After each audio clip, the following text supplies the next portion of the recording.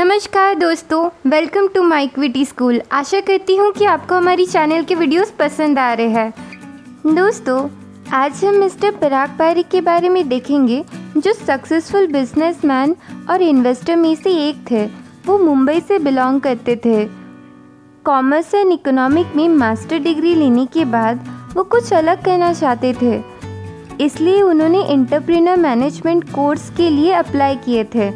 उसमें मिस्टर पारिक का project fail हुआ था, लेकिन 6 to 7 इयर्स बाद उन्होंने जिस तरीके का प्रोजेक्ट बनाया था, ठीक उसी तरीके का उन्होंने प्रोडक्ट बनाया, जिससे उनकी कंपनी को और उनकी कंपनी के शेयर होल्डर्स को बहुत ज़्यादा प्रॉफिट हुआ। इस इंसिडेंट के बाद मिस्टर पारिक अलग तरीके से सोचना स्टार्ट किए।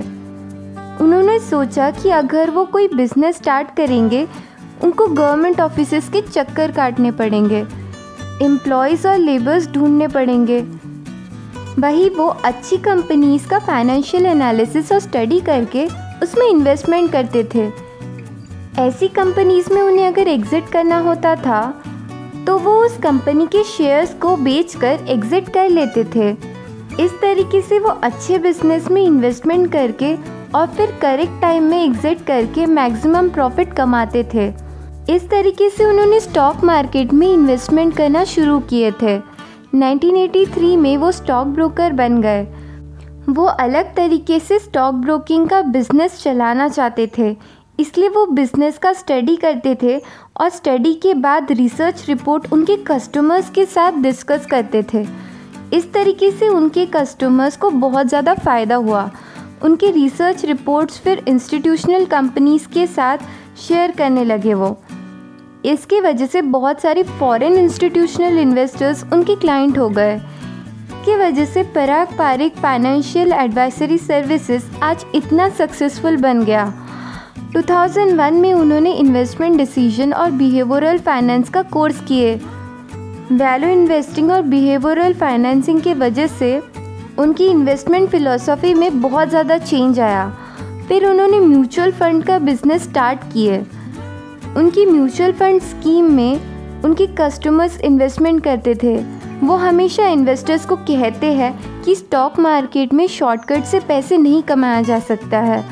स्टॉक मार्केट में हमेशा अच्छी कंपनी और बिज़नेस का एनालिसिस करके फिर उसमें इन्वेस्टमेंट करना चाहिए और उन स्टॉक को पेशेंटली होल्ड करके रखना पड़ता है। वो हमेशा कहते हैं कि आप आज ही किसी कंपनी में इन्वेस्टमेंट करके एक ही दिन में गुड प्रॉफिट एक्सपेक्ट नहीं कर सकते हो। बिजनेसेस का परफॉर्मेंस देखने में टाइम लगता है। उनके पीएमएस ने 20% कंपाउंडेड एनुअल रिटर्न्स दिए थे। उनके म्यूचुअल फंड के बिजनेस स्टार्ट करने के बाद पीएमएस का बिजनेस उन्हें बंद करना पड़ा था। उन्होंने एफएमसीजी कंपनीज जैसे कोलगेट, हुल, जिलेट, इन सब में उन्होंने इन्वेस्टमेंट किए थे, जिससे उन्हें हाईएस्ट रिटर्न मिला। उन्होंने जिलेट कंपनी के शेयर्स 21 रुपीज़ में ख़रीदे थे और 1900 रुपीज़ में उन्होंने बेचे थे।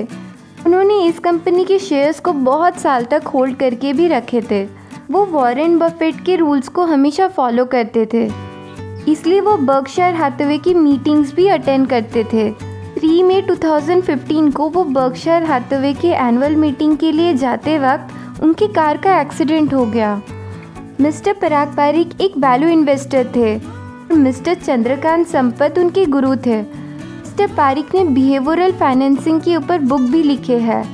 मिस्टर पराग पारिक हमेशा इन्वेस्टर्स और ट्रेडर्स को बताते थे कि उनको कोई भी कंपनीज़ के बिज़नेस का अच्छी से एनालिसिस करने के बाद ही उसमें इन्वेस्टमेंट करना चाहिए, ताकि वो लॉन्ग टर्म में हाई रिटर्न कमा सके।